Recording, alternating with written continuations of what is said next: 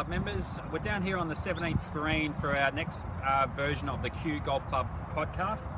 I'm here with Superintendent Cameron Hall, and we're going to look at the greens, and in particular the Power greens, over the last month. All right, Cam. Good, thanks, Matt. Good.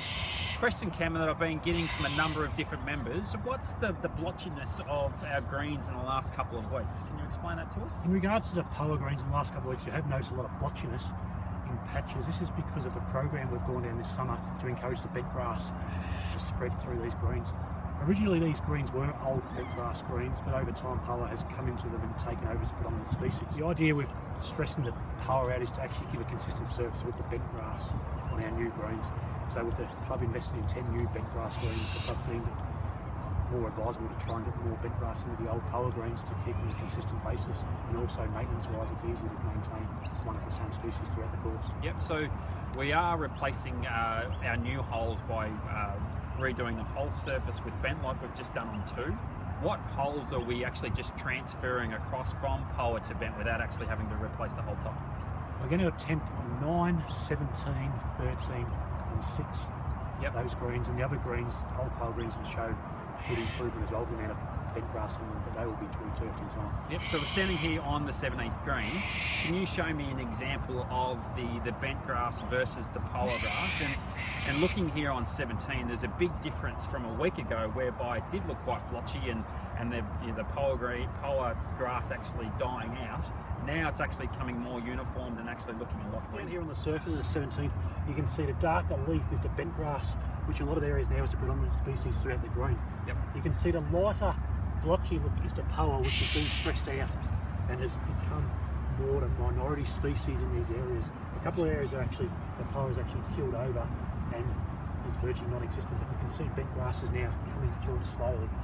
And over the next 3 to 4 weeks with some cultural measures of top dressing and some fertiliser, we will see some vast improvement there. So the differences in surface from the Power sort of dying off and the bent, that's actually a particular strategy that the club's going down to actually get that bent to start closing over? That's a definite strategy we've undertaken the last 5 months to actually turn the water off a lot of these greens, less water use on them, less fertiliser, so the Power's not going as hard, and just encourage the bent which was here to take over. It's been done on a number of courses with a lot of success, so we've decided this is our best way forward without having to rip up another 9 greens to try and get more bent into these greens. So we've seen a vast improvement over those greens over the last week. What can the members start to expect over the next couple of weeks? Will they get even more uniformity? They'll get more uniformity, better ball roll with more dusting every Monday. We're dusting every Monday to give it a more even surface, and we're rolling a bit more just to give it that better ball roll. And it will just take time. It won't happen overnight. Like it's a 2 to 3 year program to get them back to predominantly bent. But from what we've the progress we made this summer, it's been a vast success. So why bent versus Power? There's always a question around here at the club on why are we changing the Power greens to bent greens? So why are we doing that? Probably the number one factor is with getting rid of the Power is more consistent with the bent. We can have a faster surface, we're using less water, so it's firmer, it gives a better ball roll for the member, and also it's maintenance-wise, it uses less fungicide. Power's very diseased, it gets a lot of disease just because it's so stressed out, especially in summer when it dries out because you have to put so much water onto it. And also root development. You can get your roots stronger in your bent grass, yep. going down further, yep. which means less water. Yep. So the greens are firmer and play better. Yeah. So as I said, they've recovered dramatically well over this last week. You have had some issues in the last sort of 2 or 3 weeks with some additional disease in the Power, which, as you mentioned, is a contributing factor on why we're sort of looking to go across the bent. Exactly. Like 13, 6 and 5 in the last couple of weeks, we struck down with a couple of diseases. First of all, anthracnose, which only hits Power, and we got that remedied. And then a secondary disease came in called curvularia, which just blotched the greens, and those ones again to make even a yellow look. And again, that's a lot of cultural issues. Yeah, those greens are high in shade, high in thatch, yep. and there's a lot of tree roots through those greens. So it's cultural issues there. We'll fix these problems with disease if we can. So, in looking at the second green, Cam, we've transferred the bent grass from our nursery beside the second fairway onto our second green. Mm-hmm. I seen a tweet the other day on the club's Twitter page whereby you actually cut it for the first time. Yeah. How long after actually laying did you cut?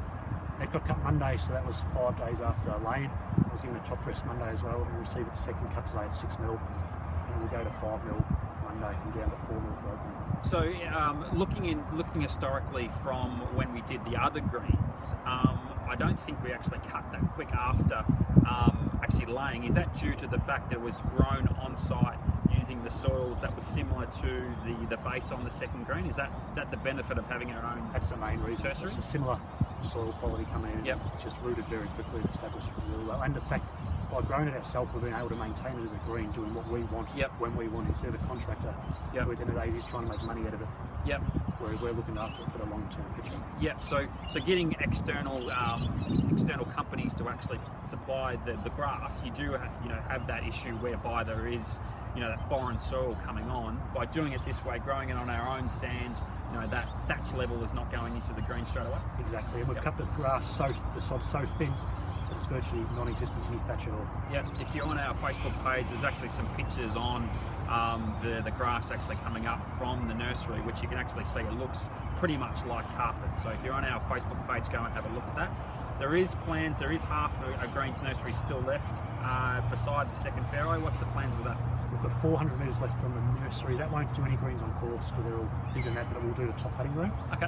So we're going to relay the top putting green in the next couple of weeks using that nursery, and it'll just give us a consistent, both putting greens being bent grass. Yeah. And practice-wise, it's a benefit for the golfers too, because they're practicing on 2 bent practice greens, and then they go to 1, 2, 3, which are 3 initial bent greens straight away, so they get a good run into the course. And it'll also give us the fact we can oversow the whole nursery in one go and get it ready for 2 greens for later on in the year. Yeah, fantastic. Wonderful. Well, that's probably it for today's podcast. Thank you, Cam. Welcome. Thank you, members. We'll be back here next week. Thank you.